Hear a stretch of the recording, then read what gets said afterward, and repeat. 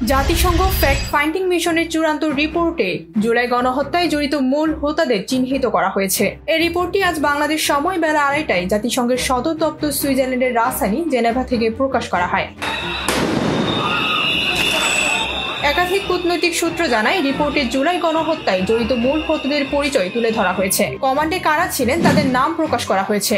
বলা হয়েছে, ছাত্রদের বিরুদ্ধে গণহত্যার পরিকল্পনা ও অপারেশন নির্দেশনায় সরাসরি জড়িত ছিলেন ক্ষমতাচ্যুত প্রধানমন্ত্রী ফ্যাসিস্ট শেখ হাসিনা ও তার স্বরাষ্ট্রমন্ত্রী আসাদুজ্জামান খান কামাল। হাসিনা নিজে বিক্ষোভকারীদের হত্যা ও লাশ গুম করার নির্দেশ দেন। রিপোর্টে গণহত্যায় জড়িত একাধিক মন্ত্রী, প্রতিমন্ত্রী, সেনাবাহিনী, পুলিশ সহ আইনশৃঙ্খলা বাহিনীর ভূমিকার কথা বিস্তারিতভাবে তুলে ধরা হয়েছে। বাংলাদেশে সংঘটিত জুলাই আগস্ট অভ্যুত্থানের সময় মানবাধিকার লঙ্ঘন বিষয়ক এক সংবাদ সম্মেলনের মাধ্যমে প্রতিবেদনটি প্রকাশ করা হবে বলে আগেই এক সংবাদ বিজ্ঞপ্তির মাধ্যমে জানানো হয়েছে।